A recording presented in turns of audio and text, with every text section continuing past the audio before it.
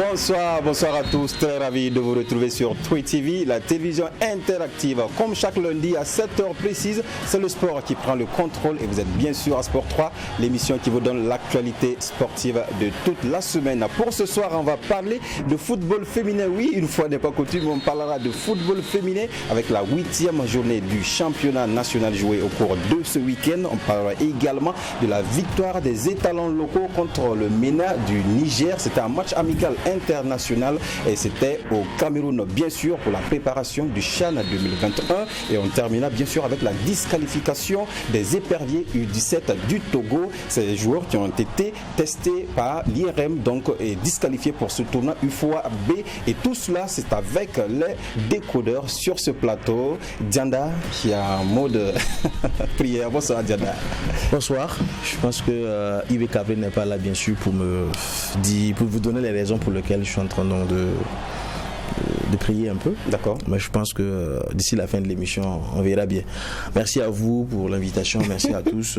Je crois que le plaisir est renouvelé ce soir. Oui. Donc, d'être bien accompagné à ma gauche, avec mes amis qui sont toujours en face de moi, très aigris. Merci. Vous l'avez dit, en face de vous, Issaka Ilbodo, l'inconditionnel. Bonsoir.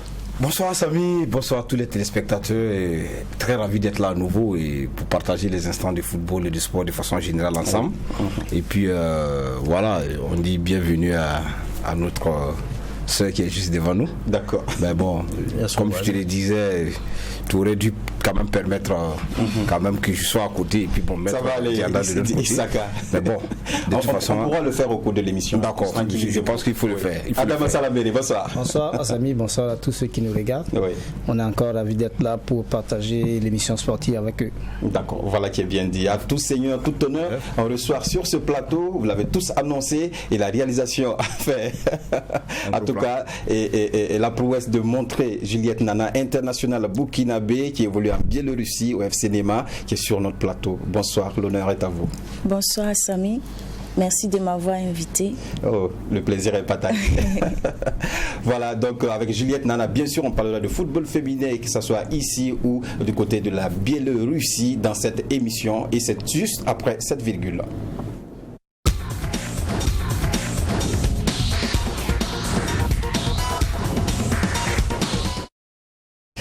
Voilà, on s'intéresse pour le moment à Juliette. Oui, et Juliette, comment se passent les vacances? Vous êtes bien sûr en vacances au pays. Oui, je suis en vacances, ça se passe bien aussi, par la grâce de Dieu. Le climat, c'est pas la même chose, vous vous adaptez, convenez-vous le climat? Oui, le climat, ça va. Ok. Oui. Vous retrouvez vos mêmes habitudes qu'avant? Oui, bien sûr. D'accord, et la saison, ça s'est bien passé du côté de la Biélorussie? Oui, vraiment, ça s'est bien passé. Je remercie le bon Dieu parce qu'on a fini en 3e et on a pris la médaille bronze et vraiment, je suis très contente pour ça. Vous êtes bien adapté? Oui, c'était pas facile, mais je me suis vite adaptée quand même. Ah oui? Oui. La manière de jouer, le climat, tout cela, je parlais de l'entourage, tout ça. Ah oui. Bon, puisque arrivé, je suis allée trouver mes soeurs africaines là-bas aussi, donc c'était plus facile pour moi de m'adapter rapidement, quoi. D'accord, voilà qui est bien dit. Peut-être performance personnelle, on peut savoir comment. On va y revenir ça. On vient de commencer l'émission. On en parle également. Le ministère des Sports et des Loisirs accueille un nouveau ministre. En effet, Daouda Azoupiou est remplacé par Dominique André-Marie Nana dans le nouveau gouvernement Christophe Joseph Marie Dabiré. Donc, pour vous permettre de mettre un nom sur ce nouveau visage, je vous invite à suivre un extrait du passage du nouveau ministre à l'émission Sport 3 du 3 août 2020. Suivez. On sait également que le candidat Amadou a pu déposer son dossier de candidature, également Lazare Bansé, et ce sont les deux d'ailleurs qui ont été retenus pour la course finale du 22 août prochain. Alors on apprend que le candidat Amadou dépose un recours au niveau de la commission d'appel et de litige de la Fédération burkinabé de football. D'abord, il demande à ce que le candidat Lazare Bansé prouve qu'il a fait partie du conseil d'administration d'un club. C'est bien cela, monsieur Nana? Donc, je juste demandé qu'on puisse appliquer les textes tels qu'ils ont été conçus, à savoir l'article 9 du Code électoral qui demande que pour être candidat, il faut être ou avoir été membre actif d'une structure affiliée à la fédération. D'accord. Voilà. Et M. Lazare Bansé, dans son dossier de candidature, même dans son en-tête, n'a pas marqué ancien président de l'EFO. Il n'a pas produit de CV, n'a pas donné une attestation qui montre qu'il a été ancien président de l'EFO. Voilà, Dominique Nana qui est accompagné de Boukari et Sawadgo pour défendre les intérêts de Amadou Traoré. Il faut soutenir l'événement, comme le dit Dianda, c'était pendant les élections du président de la Fédération burkinabé de football où Lazare Bansé est sorti victorieux. Donc Lazare Bansé, président de la Fédération burkinabé du football. Et maintenant, André et Dominique Nana, voilà, ministre des Sports et des Loisirs. Issa Kelbodo, comment vous avez accueilli la nouvelle? Oui, j'ai accueilli la nouvelle comme tout Burkinabé parce que depuis quelque temps, c'était dans les tuyaux, on attendait le nouveau gouvernement acte 2. Donc au niveau du sport, c'est vrai que nous qui sommes férus du sport, on avait un regard particulier, on se disait bon, le père choix va et choix acquis, il y avait tellement de supputations, bon, oui. Finish. C'est monsieur Nana qui hérite de ce poste aussi important, mais il faut rappeler que bon, c'est un monsieur que nous connaissions déjà, comme tu l'as dit. On a eu l'occasion de le recevoir ici dans le cadre des élections fédérales. Oui. Et puis c'était un monsieur qui est également très connu dans le giron du football burkinabé, parce que j'ai essayé d'avoir quelques informations avec des anciens qui ont même joué avec lui. Voilà, on a eu quelques informations comme quoi il était gardien de but à Koulouba à l'époque. Vous savez que à l'époque les équipes c'était des équipes de quartier. Il a débuté à Koulouba, il y avait Koulouba, il y avait Zangoutin. C'est vrai que nous n'étions pas là, mais l'histoire retient que c'est ce qui a été dit. Il a joué avec des messieurs comme le Manganaba, et qui a été joueur. Ils ont tous joué ensemble. Après, il s'est retrouvé à Liko, qui est devenu par la suite l'Asfa Yerenga. Donc c'est un monsieur qui est vraiment dans le football il y a très longtemps. Donc pour moi, en principe, ça ne pose pas de soucis majeurs. D'accord. Voilà ce que je pouvais dire grosso modo sur... oui, à cela, il faut ajouter qu'il a été footballeur, comme vous l'avez dit, en première division avec l'Asfa Yerenga. Voilà. C'était en 78-84. Également membre de structure dirigeante de l'Asfa Yerenga depuis 1993. Le secrétaire général adjoint de la coordination nationale des supporters des étalons lors de la CAN 98. Il était secrétaire général adjoint du comité exécutif de la Fédération burkinabé de football de 2002 à 2007. Secrétaire général adjoint également du COCAN Junior 2003. Membre du conseil d'administration du Fonds pour la promotion du sport. Et c'était en 2005 à 2007. Et depuis 2020, il est conseiller juridique du conseil d'administration de l'ASFA Yerenga. Alors, Adama Salambele, on voit que c'est un monsieur averti du monde du sport.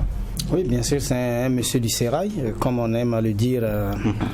Voilà, on l'a reçu ici, il était le conseiller juridique du candidat Amadou. Oui. Voilà, et vous avez cité tout son parcours en tant que footballeur. Maintenant, il reste à ce que, bon, parce que là, le département des sports, lui, est choix, et il va falloir qu'il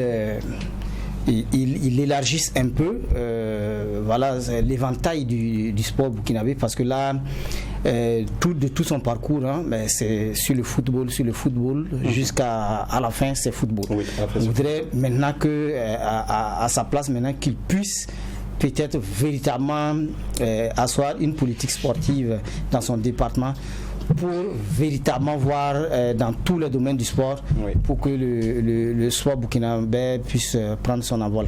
Oui, et en 2012, après la débâcle des étalons à la CAN, il écrit un document où il dit qu'il faut restituer le football aux footballeurs sur 3 axes, axés sur 3 points, je vais dire. Il parle de l'organisation de la gestion des équipes nationales, il parle de l'encadrement de l'équipe nationale et l'environnement des équipes nationales, pour parler des supporters, de la presse et de la politique, du politique également, en parlant des dirigeants de football. Alors, Ibrahim Dianda, ça veut dire que c'est un monsieur également qui va restaurer le football, qui va permettre à ces joueurs-là de retrouver leur lustre d'antan.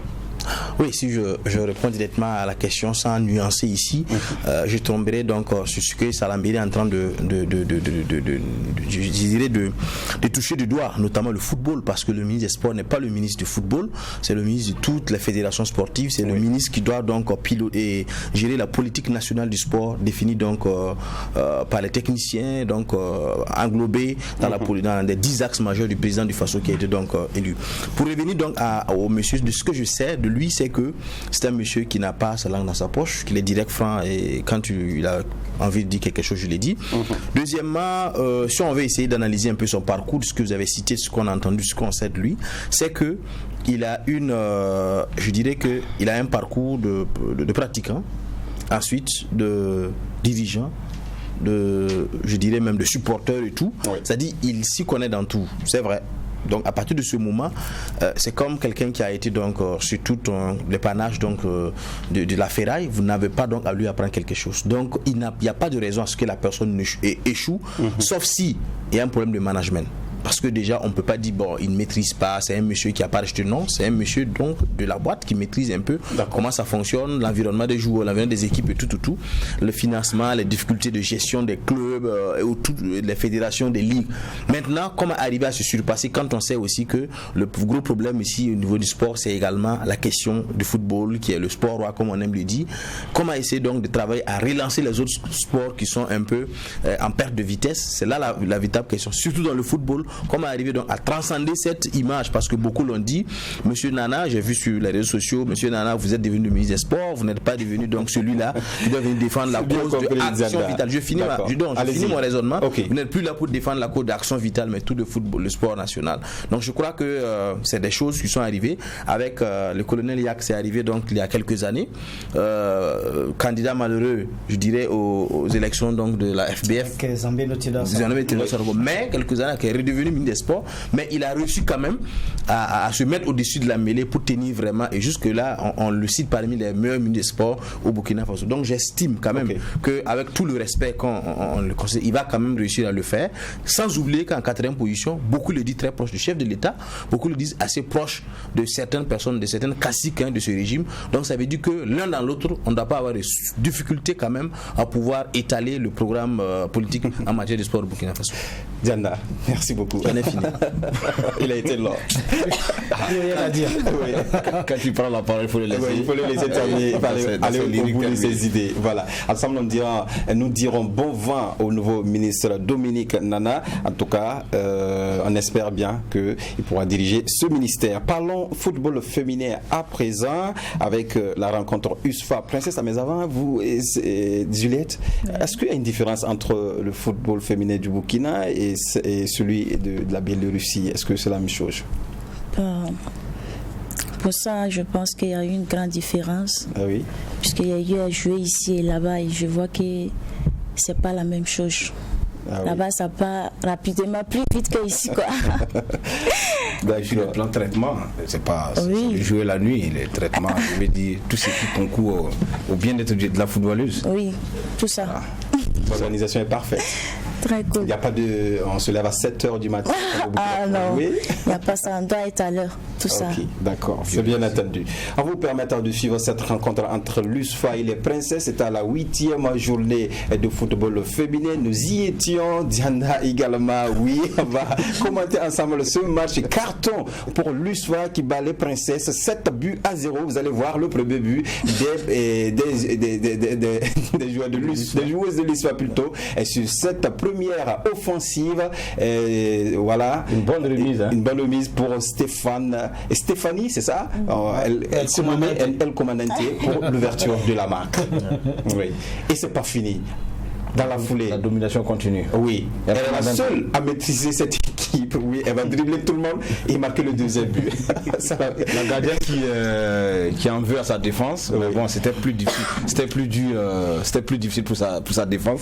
Parce le troisième but qui arrive, Dianda. Ouais, je crois que à partir de ce moment où quand vous regardez cette joueuse avec cette corpulence, voilà, à la limite, souvent même celles qui l'attaquent ont du mal même à s'approcher parce que elles y vont, mais elles ne sont pas convaincues de pouvoir arracher le ballon. Dans un certain moment, elle vient avec aisance et tout. tout. Et là, c'est le but de Balkissa Sawadgo, qui là, est le 4e but pour l'USFA Dam. On a senti comme une c'est comme s'il y avait une démission totale de princesse.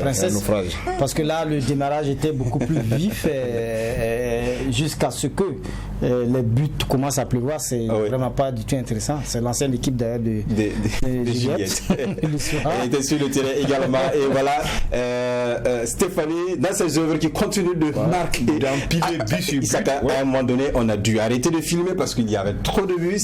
On a vu que de toute façon, le football, c'est ça. Il y a des matchs historiquement qui ont connu plus de 7 buts. Donc, ça voilà. Quand tu jouais à l'époque, je crois que vous avez pris un 13. Vous avez pris un 13 buts au stade municipal. Monsieur, nous parlons de l'actualité. Nous parlons de l'actualité. Salamé a raison. On parle de l'actualité. On s'intéresse à l'actualité. On est habitué des parallèles entre le passé et puis le présent.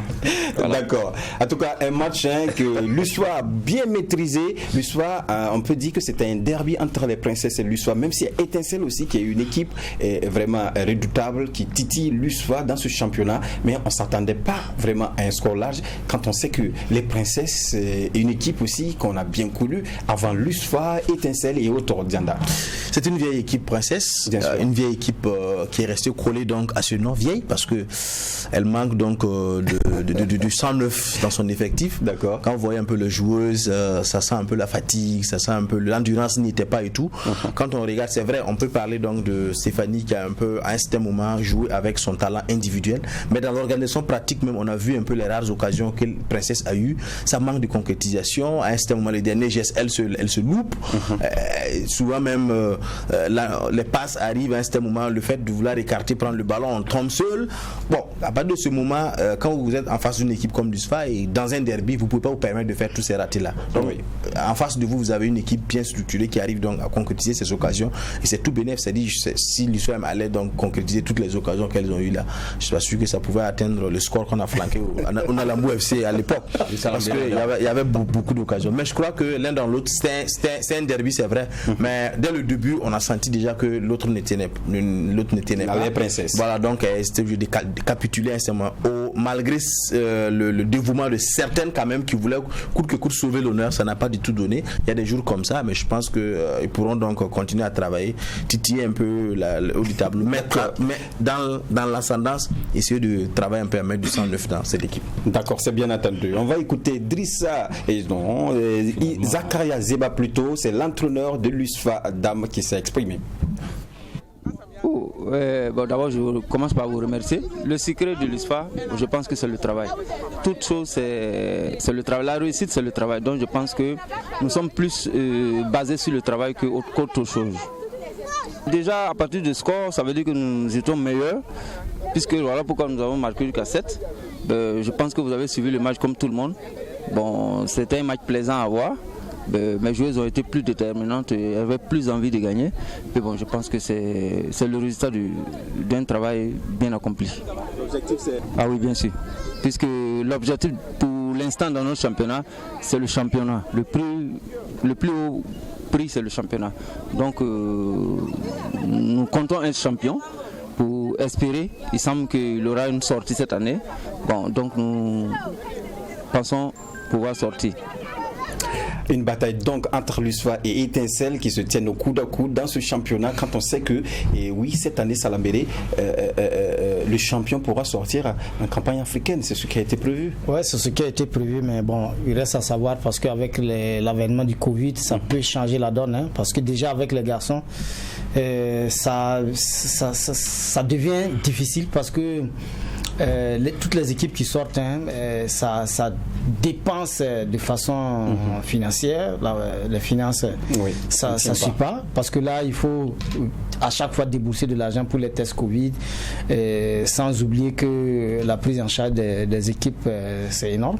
Mais il ne faut pas rester là parce que ça a été des promesses. Il ne faut pas rester là à se dire non, avec le Covid on ne va pas sortir. Il a bien dit, il espère que l'équipe championne va sortir. Et nous osons croiser les doigts et puis vraiment voir une équipe du Burkina Faso, une équipe féminine aller défendre les couleurs du pays à l'extérieur. D'accord, on va écouter à présent Drissa Zeba, c'est l'entraîneur des Princesses. Mon analyse par rapport à ce match, l'USFA a joué. Ils ont donné leur match, ils ont une attaquante puissante qu'on ne peut même pas arrêter. Dans le championnat, tout le monde sait qu'on ne peut pas arrêter cette dernière-là. Elle a un physique d'homme, donc c'est difficile. Mais bon, on a donné des consignes aussi que les filles n'ont pas respectées. Si les consignes avaient été respectées, moi j'étais venu ce soir, c'était pour diminuer les dégâts. Je leur ai dit en début, ne sortez pas jouer dans votre camp pour ne pas trop encaisser. Mais malheureusement, ils n'ont pas écouté, ils voulaient jouer aussi comme les autres. On a encaissé 7 buts, c'est pas grave. C'est pas grave, mais si on continue à travailler, en tout cas, ça pourra revenir. Voilà. Sinon, l'USFA a vraiment joué, tu vois, elle bouge, elles sont bien composées tout au monde. Nous, on a des problèmes pour même réunir beaucoup de personnes à l'entraînement. Voilà. Mais je me dis que le petit conseil qu'on s'est donné ici, tout le monde, tout de suite au centre, là, elles ont compris. Elles vont sortir la semaine prochaine, à partir de demain pour les entraînements. Dites-nous, quel est l'objectif des Princesses cette saison? L'objectif des Princesses cette saison-là, c'est le trio de tête. Le trio de tête. Hey, attends, c'est le trio de tête. Voilà, le trio de tête. Oui, si. D'ici la fin du championnat, on pourra être troisième. Voilà, les Princesses également qui sont à la lutte pour rester dans le haut du tableau, mais les Princesses également qui n'ont pas un effectif assez jeune, comme a dit Dianda en début, pour permettre à cette équipe de remporter le championnat. Et c'est votre homonyme d'ailleurs, Isaka. Et comment vous voyez en tout cas cette fin de saison pour les Princesses, si ça continue ainsi? Bon, je ne saurais vous dire quelle va être la couleur de la fin de saison, à moins que je sois dans les secrets des dieux ou je sois un talisman, mais je ne pense pas que j'en suis. Mais ce que déjà il faut retenir, c'est que c'est dommage pour cette équipe qui est quand même l'une des équipes qui a fait les beaux jours du football féminin au Burkina, parce que quand on parle aujourd'hui de football féminin, elle fait partie des ancêtres des équipes existantes depuis des années, mais j'ai l'impression que plus les années passent, plus cette équipe n'a pas pu faire sa mue pour se régénérer et constituer une équipe véritable qui fait respecter son rang d'autant. Conséquence, toutes les équipes viennent maintenant essayer de la mettre en ballottage défavorable avec cette déculottée de 7 buts à 0. C'est pas même le score d'abord il faut regarder, mais peut-être c'est la qualité du jeu, l'organisation, parce que Zakaria Ziba l'a dit, eux ils travaillent. Mais au-delà du travail, il y a une organisation, il y a des visions à long, court et moyen terme dans toute activité. Maintenant, j'ai l'impression qu'au niveau des Princesses, il y a eu tellement, depuis le débat de Madame Karama, et cette équipe, en tout cas, elle bat un peu de l'aile. J'ai regardé un peu les composantes de cette équipe, les filles qui possèdent des masses assez importantes. L'entraîneur Isaka dit que de l'autre côté, on a une athlète qui a la forme. Ouais, sûrement, elle a travaillé. C'est vrai que la nature lui offre cette morphologie, mais il faut aussi travailler à dégraisser, à être compétitif. Parce que quand je regarde quand même... Est-ce que la mentalité ne joue pas aussi? Oui, ça peut jouer, mais vous choisissez, vous faites un choix. Soit vous voulez construire une équipe compétitive, vous êtes obligé de mettre des règles de recrutement par rapport à ça, ou bien soit vous voulez exister seulement pour exister en tant qu'équipe et vous mettez dans votre effectif tout ce qui arrive et vous acceptez aussi qu'on on vous lamine et on vous malmène, parce qu'effectivement quand vous regardez quand même la corpulence de ces joueuses de princesses, c'est des masses assez graisseuses qui sont là. Est-ce qu'elles arrivent à... Non, c'est la vérité. Est-ce qu'elles arrivent vraiment à être compétitives? Donc tout ça, c'est des éléments qu'il faut mettre en évidence. Voilà, moi je pense que c'est tout ça là qui a fait qu'ils n'ont pas pu tenir face à la vivacité de cette équipe de l'USFA, qui a des petits attaquants à la forme. Voilà, à la forme. Voilà, c'est une question de choix, c'est une question de recrutement. Si vous prenez par exemple Awatou, il y a 3-4 ans de cela, qui était même en équipe nationale, qui avait vraiment cette capacité de maîtriser tout le milieu du terrain. Aujourd'hui, elle a des difficultés pour se déplacer. Et c'est une joueuse qui joue pratiquement toutes 90 minutes. Ça, vraiment, sans pour autant travailler pour véritablement avoir encore sa corpulence d'antan. Voilà. On espère en tout cas que la présidente Aïbata Niampa est à l'écoute pour en tout cas essayer de changer les choses au niveau des princesses. On va voir les résultats et classements après cette 8e journée au niveau du football féminin, première division. Et oui, USFA qui a battu bien sûr les princesses 7 buts à 0. On a AS Tigresse qui a battu Uzo féminin 6 buts à 0. Azo qui bat 6 buts à 1 plutôt. Voilà, Azo qui bat les Lions du Houé 3 buts à 0. Dantan AC qui a été battu par Nassa 1 but à 2. Les Étincelles qui battent RCB féminin 5 buts à 0. Et au classement, on voit que USFA passe en tête avec 24 points. Et les Étincelles suivent avec 24 points également. 16 points pour le RCB. Les princesses sont en 4e position avec 12 points. 11 pour Azo. Nas à 8 points classé 6e. Les Lions ont 7 points classé 7e. Et AS Tigre 6 points. 4 points pour Dantan. Et enfin 10e Uzo avec 3 points. Voilà. Ce qu'on peut constater dans votre tableau, c'est qu'il y a une didascalie énorme entre les équipes classées de tête et les équipes qui sont dans le ventre mou du classement. Vous allez vous rendre compte que de 24 points et la 10e n'a que 3 points. Oui. C'est-à-dire que 3 points normalement, ils ont fait 3 nuls. Ils ont joué combien de matchs? Quand vous regardez, c'est une équipe d'habitude même qui ne vient pas au complet. Je sais que ce week-end, c'est une équipe qui est arrivée. Non, pas les 11 joueurs. Et là, dans ces conditions, c'est compliqué de véritablement avoir un résultat. Normalement, pour la plupart du temps, c'est purement. Ici, c'est des équipes quand même. C'est vrai qu'on veut développer le football féminin. C'est pas encore arrivé à un certain niveau, c'est vrai. Mais c'est purement des. C'est comme l'organisation est un peu amateur. C'est-à-dire, c'est des filles qui aiment jouer au foot, voilà, qui veulent jouer. Donc, on les prend, ils viennent jouer avec nous. Voilà, ils jouent qu'un match, on les appelle, venez, on va aller jouer. L'entraînement, c'est pas sûr qu'ils viennent ou pas, mais il n'est pas venu à l'entraînement, mais on espère quand même qu'elle va venir le jour du match. Bon, peut-être elle avait quelque chose à faire. Bon, quand l'organisation est comme ça et tout, donc on n'est pas sûr même que les joueurs vont se présenter le jour du match. On fait avec. Et c'est aussi des élèves, hein, oui, des élèves, en majorité. Mais tout ça fait partie de l'organisation. C'est pas qu'est-ce que cette année se passe comme ça. Il faut savoir bien organiser. Je pense que celles qui le font aussi, peut-être qu'à l'USFA, Princesse ou l'Étincelle, c'est des élèves aussi, la plupart du temps. Mais quand même une petite organisation qui les permet de savoir bien ce que l'organisation quand même peut être, même si ça nourrit pas son homme directement, ça peut être quand même quelque chose qu'il faut prendre au sérieux et qu'on met l'accent là-dessus, puis ça marche. D'accord. Juliette, à votre temps, il y avait des scores larges également, comme ça aussi, comme un 7-0 face aux Princesses, mais avec Étincelle, c'était quand même difficile, hein? Je n'ai pas bien compris ta question. Un match entre Étincelle et USFA, c'est un match qui est très dur par rapport à un match entre USFA et les Princesses, n'est-ce pas? Avant, oui, quand vous étiez au championnat national ici. Bon, je peux dire que c'était pas facile aussi, mais on ne recevait pas des scores très lourds comme aujourd'hui. Ça veut dire que le niveau a baissé, vous pensez? Ah oui. Ok. Mais avec les Princesses, quand même, quand USFA Princesse joue, c'est quand même un grand derby. Et à la limite, USFA Étincelle plutôt, ce que je vais dire. Voilà. À la limite, c'est un but seulement qui peut être marqué, n'est-ce pas? Oui, c'est ça. Qu'est-ce que tu peux expliquer cela? Aujourd'hui, on tombe très bas comme ça avec des scores fleuves de ces gens. Pour les Princesses? Oui, de façon générale, parce que quand on regarde, c'est pas Princesse seulement qui prend une valise. Hein. Il y a des équipes qui ont pris des ça, c'est fait que le niveau a baissé, selon vous. 22-0. Bon, moi, je pense que il y a le manque d'entraînement, puisque je ne pense pas si c'est tout le monde qui arrive à s'entraîner comme il se doit. Et comme vous l'avez si bien dit, il y a d'autres qui sont des élèves, d'autres travaillent. Voilà, pour jumeler les deux, c'est difficile. Hein? C'est très difficile. D'accord. Voilà. On va permettre aux téléspectateurs de voir quelques images de Juliette Nana qui, en tout cas, a presté, qui a joué dans le championnat de première division en Biélorussie. Voilà, et Juliette Nana à l'œuvre. C'est un stade qui est couvert apparemment. Et là, Juliette qui perce la défense. Une passe arrêtée au point de pénalty.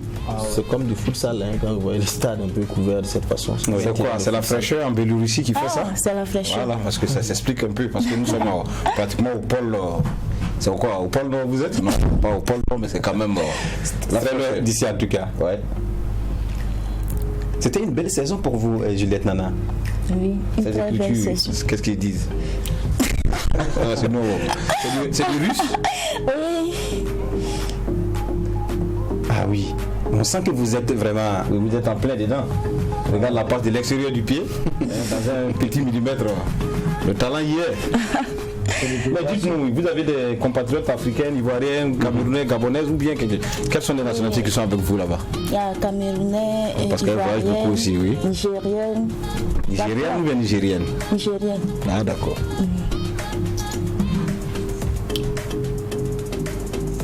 C'est un championnat difficile aussi, Juliette? Est-ce que c'est difficile de marquer les buts dans ce championnat? Bon, pour pouvoir marquer les buts, il faut jouer. C'est parce que c'est pas du tout facile. C'est combien d'équipes? Les équipes, c'est pas trop comme ici.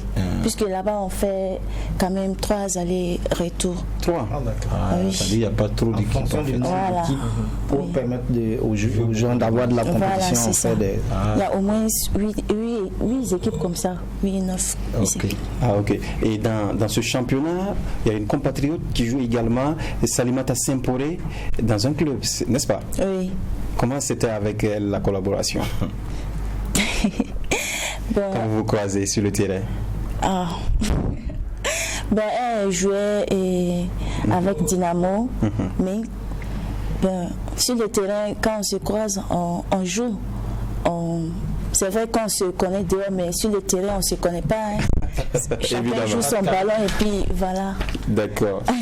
En tout cas, on s'est approché de votre ancien entraîneur Zakaria Zeba qui a parlé de vous. On va vous inviter à le suivre. Il parle bien de vous en tout cas. Donc, suivez plutôt. Bon, je ne sais pas quoi dire, mais je pense que c'est une qui a un moral d'acier, une morale de fer. Et c'était évident vraiment qu'elle puisse s'en sortir là-bas. Parce que c'est une battante, c'est elle qui veut. Donc quand on veut, on peut. Et elle a les qualités requises pour jouer au haut niveau. Vous pensez qu'elle peut faire mieux encore en jouant dans d'autres championnats que la Russie? Oui, bien sûr, parce que le championnat européen il est assez haut niveau plus que nous. Quand au fur et à mesure des années, je pense qu'elle va acquérir de l'expérience. Et point de vue infrastructure, entraînement, je pense qu'ils ont beaucoup plus de moyens que nous. Si elle veut, si elle s'y met, je pense qu'elle sera encore plus performante. C'est ça un joueur de football. Une personne ne peut pas former une joueuse. C'est des étapes. Elle est arrivée à une étape supérieure que la nôtre. Je pense que si elle veut, elle doit se donner les moyens pour réussir. Vous l'avez bien entendu? La balle est dans votre cas, comme on aime à le dire. Oui. Vous pensez y arriver? Oui, j'y arriverai. Comment est-ce que vous voulez vous voir aujourd'hui? Est-ce que ça leur donne l'envie depuis que vous êtes revenu des vacances, comment les joueuses vous appréhendent, comment est-ce qu'ils vous regardent? Et puis vous-même personnellement, qu'est-ce que vous allez est-ce que vous pensez que vous allez constituer cette fer de lance de l'équipe nationale du Burkina dans les années à venir? Pour ça, dès mon arrivée, il y a mes coéquipiers qui m'ont appelé, félicité, d'autres ont eu à me parler. Ah Juliette, tu as bien joué, j'aimerais être comme toi, comme ça. Bon.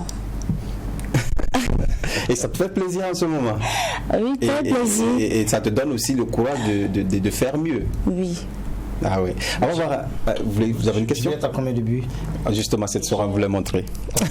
On va permettre à Salama Salambéré de voir vos performances j'y arriverai sur tableau, oui, dans le championnat Biélorussie. Donc, Juliette Nana a marqué 4 buts et délivré 11 passes décisives. Hein. Voilà. Adama Salambéré, qu'est-ce que vous pouvez dire? Non, mais c'est bien. C'est bien pour une qui... C'est la première saison, je crois. Et le temps d'adaptation, c'est un peu difficile, hein, surtout quand on quitte dans un pays sahélien pour aller dans ce froid biélorusse. C'est compliqué de s'adapter. Il faut vraiment du temps pour lui permettre de vraiment s'adapter à ce jeu-là pour pouvoir... je suis sûr que les années à venir, les saisons à venir, ça va être beaucoup plus que ça. Oui. Est-ce que vous avez des contacts pour revenir en Europe de l'Ouest où il y a beaucoup plus, le niveau encore beaucoup plus élevé que où vous êtes à l'heure actuelle? Parce que quand on parle du football féminin aujourd'hui, c'est Allemagne, c'est France, c'est un peu dans ces zones-là. Oui, bien sûr. Et dans ça, il y a eu d'autres équipes qui m'ont contacté. Mais à cause de Covid-19, là, on attend d'abord pour voir la suite. En tout cas, le manager est dehors assis. On espère bien que des bonnes nouvelles vont venir. On s'est approché également des anciennes coéquipières de l'USFA, voilà, qui ont parlé de vous également. Mais là, je ne sais pas si elles ont bien parlé de vous. Je vous invite également à les suivre. Voilà. Juliette Nana est vraiment une joueuse talentueuse. Et elle a eu la chance d'arriver en Europe. Je sais qu'elle va relever le défi pour le Burkina parce que c'est une joueuse qui se bat très bien. Voilà, et avec elle, je n'ai pas de doute pour son talent. Un message particulier, je lui dirais de continuer à se battre comme d'habitude, comme elle le fait toujours, et rester concentrée et que Dieu l'accompagne dans son... Bon, je pense qu'en étant à l'USFA, elle a été une très bonne coéquipière et hors de l'USFA, une très bonne amie. J'apprécie vraiment son jeu et son comportement sur le terrain et hors terrain. Oui, je pense qu'elle a un talent qu'elle peut vraiment mettre en valeur si réellement elle le souhaite. Je pense qu'elle peut percer. Un message pour elle alors? Bon, je lui souhaite vraiment une très bonne carrière et que les dieux du foot soient avec elle partout où elle ira.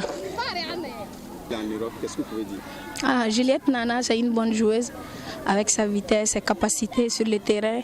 Elle motive les joueuses, elle est ambitieuse. En tout cas, c'est une bonne joueuse.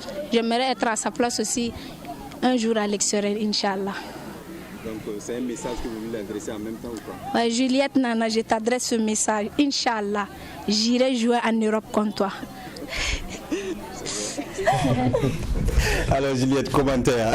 Qu'est-ce que ça vous fait de voir vos anciennes coéquipières parler bien de vous? Vraiment, ça me fait plaisir et de les attendre parler de cette manière. Ça me va trop droit au cœur. Est-ce que vous avez quelques conseils souvent à leur donner pour qu'elles aussi puissent s'illustrer d'une belle manière comme vous? Ah oui, ce que j'ai à leur dire, c'est de continuer à travailler, de croire et Dieu fera le reste. Ah oui. C'est bien dit. Voilà qui est bien dit. Vous suivez également le football des hommes, n'est-ce pas? On vous voit souvent au stade. Souvent. D'accord, on va vous inviter à suivre ce match des étalons locaux au niveau du Cameroun, le match préparatif pour le CHAN 2020 contre le MENA. C'est un petit résumé, on n'a pas eu les buts, mais oui, on a eu quelques séquences de match pour vous permettre de voir comment est l'état de cette équipe qui a joué contre le pénalty d'ailleurs repoussé par Aboubakar Babayoro Sawadgo pour permettre aux étalons de marquer deux buts donc de Ilyas Tiendabero Issa Kaïdboudo. Oui, match de préparation, de peaufinement pour le CHAN, une belle entrée des étalons face à une équipe du Niger. Dans cette catégorie, c'est une belle équipe aussi du Niger, mais bon, les étalons ont marqué les esprits ici, surtout avec un joueur dont nous n'avions pas. On ne misait pas beaucoup sur on ne misait pas beaucoup.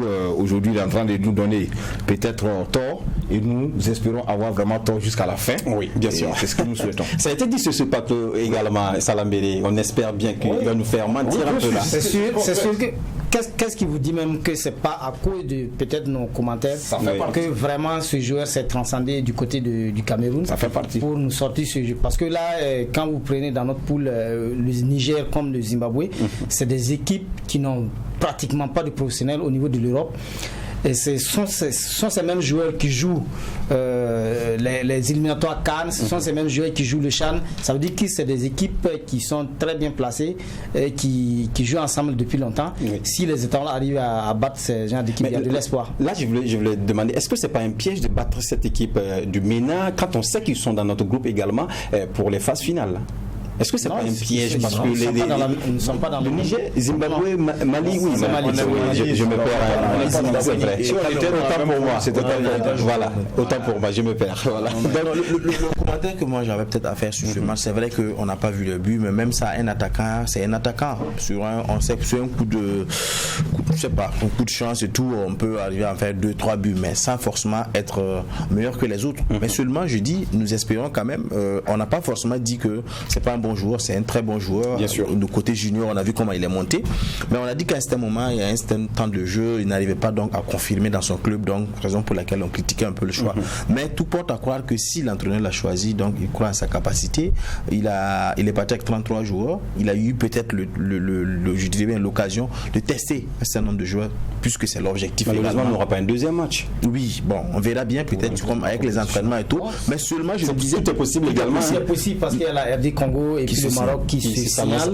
Voilà, on attend de voir d'ici là. Mais ce qu'il faut retenir quand même, c'est que au-delà du score, c'est que l'entraîneur a eu l'occasion de voir beaucoup de failles quand même dans la coordination de l'équipe, dans la coordination du jeu, dans la façon de se faire circuler le ballon, dans la façon de pouvoir couper les lignes de l'adversaire, couper un peu les transitions de l'adversaire, également de tisser un peu lui son niveau de jeu, sa stratégie. Justement, maintenant, il peut peut-être travailler à corriger cela avant bien sûr le premier match, avec peut-être à l'entraînement, avec peut-être des petits clubs avec qui ils vont jouer. D'accord. Justement, je vais demander, est-ce que cette victoire est synonyme de la bonne forme de cette équipe de Burkina Faso? C'est un grain d'espoir, mais c'est trop tôt de l'affirmer, tomber dans la facilité, comme quoi on a battu. Non, écoutez, le Niger n'est pas dans notre poule. Nous connaissons nos vrais adversaires. Mali, Zimbabwe, Cameroun. L'équipe du Mali, c'est un gros morceau. L'équipe du Cameroun a toujours été une armoire à glace en termes de compétition. Parce que voilà, Zimbabwe, c'est le kick and roll, c'est le football anglais. Donc, cette victoire ne veut pas forcément dire que on doit dormir sur les lauriers parce qu'on a battu le Niger. Non, loin s'en faut. Mais ça donne déjà peut-être des éclaircies. Ça peut apporter de la confiance. Maintenant, match amical et le jour de compétition, je vous avoue que ça fait une grande différence. Les joueurs même vous diront que ce n'est jamais la même chose. L'émotion que ça va dégager, le contexte, l'environnement, ce n'est jamais la même chose. Là, on peut jouer beaucoup plus libéré, mais en match de compétition, vous allez vous rendre compte que souvent les gestes les plus simples, on a souvent du mal même à les réaliser. Donc, vraiment, il y a un gap. Il faut faire attention. D'accord, on écoute Ilyas Tiendebero, le double buteur de cette rencontre face au MENA du Niger. Voilà, bon, ça nous fait plaisir de gagner ce soir. Ça nous met en confiance. Voilà, ça nous met en confiance pour le 16. Donc, je pense que nous continuons de travailler. Nous sommes ici, nous venons de loin.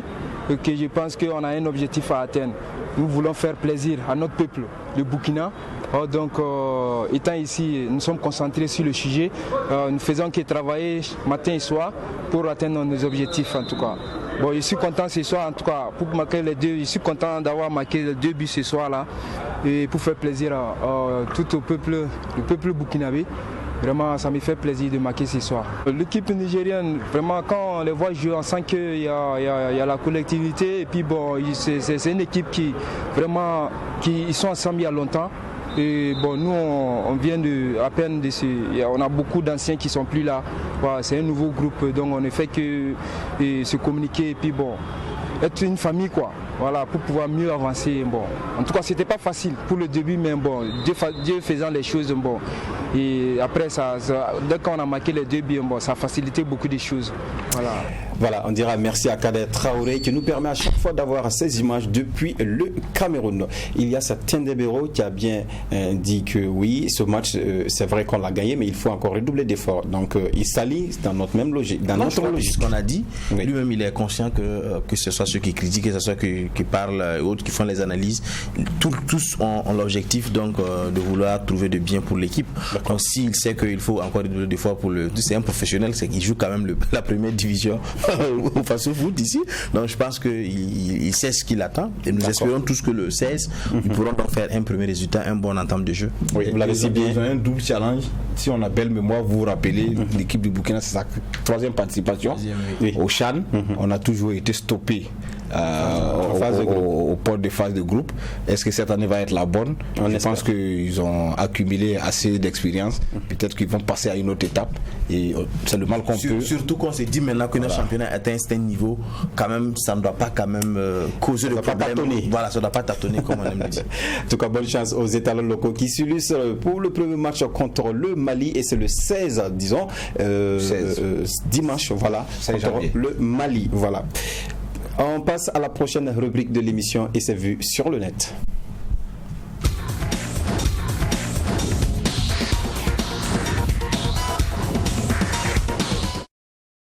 Voilà, je l'ai annoncé, les éperviers U17 du Togo qui ont été épinglés, donc disqualifiés pour la suite du tournoi IFOA B.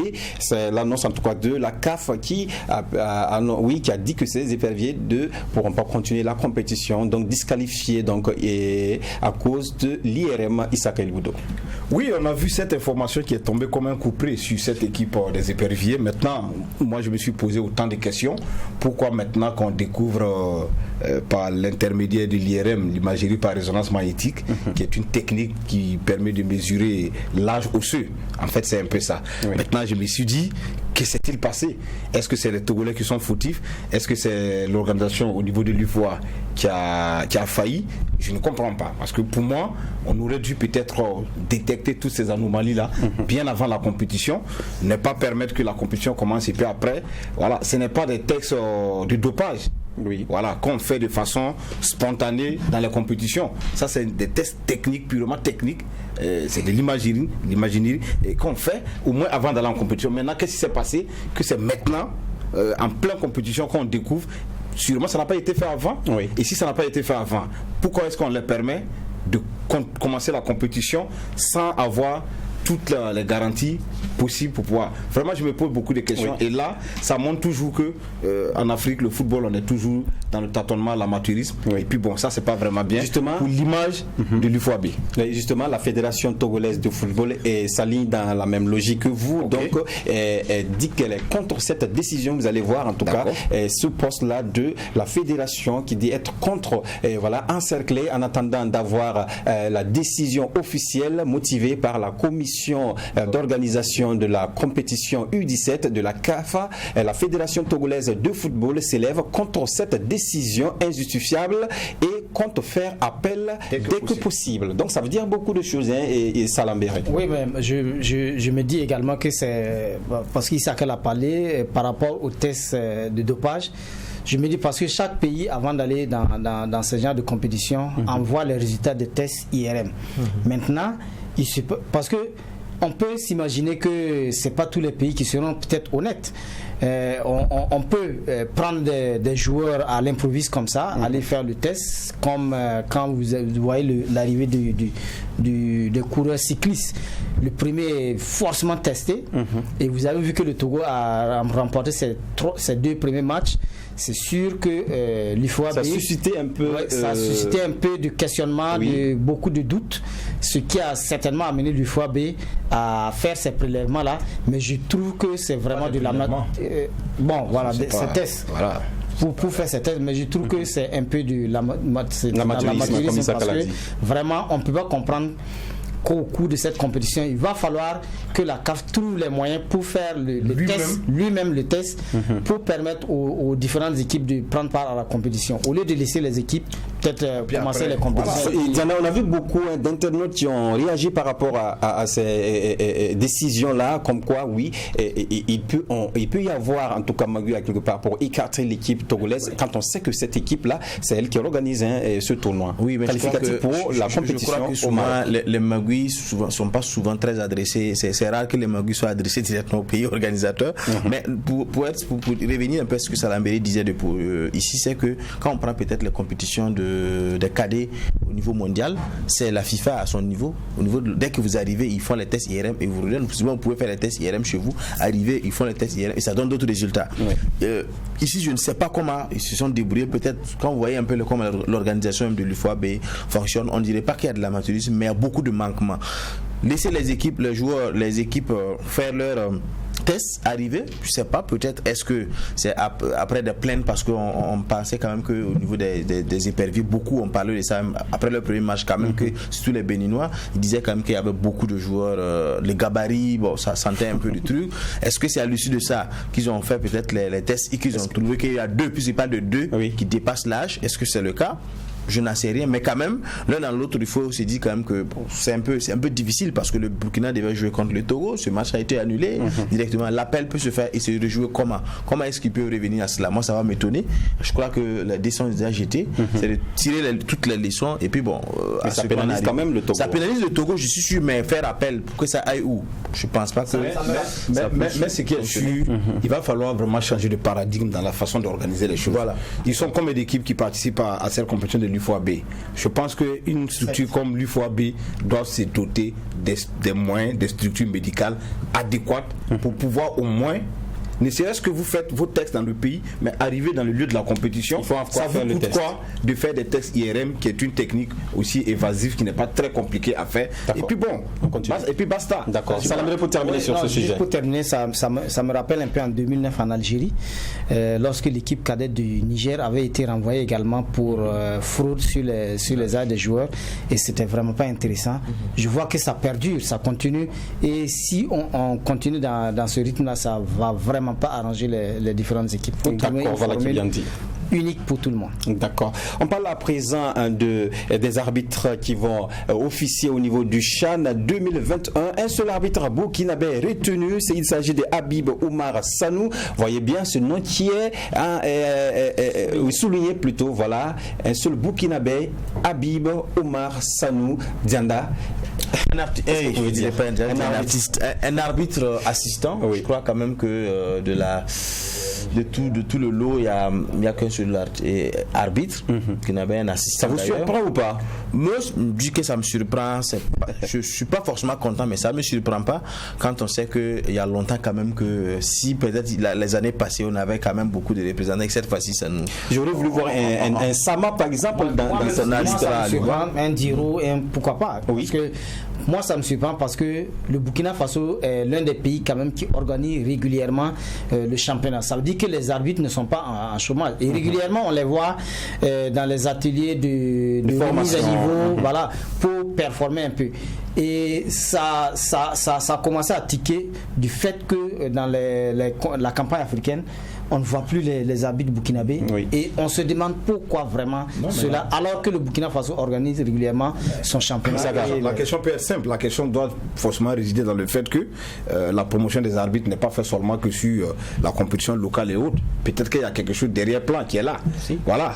Et si vous ne trouvez pas la stratégie adéquate pour pouvoir positionner et donner une vitrine à vos arbitres, c'est vrai qu'ils sortiront. Sama, il est très bon. On aurait pu le trouver en 2019. Ouais, Qu'est-ce qui se passe? On aurait dû le trouver au CHAN, qui est une compétition inférieure à la CAN. Pourquoi il n'y est pas et qu'on se retrouve avec un seul?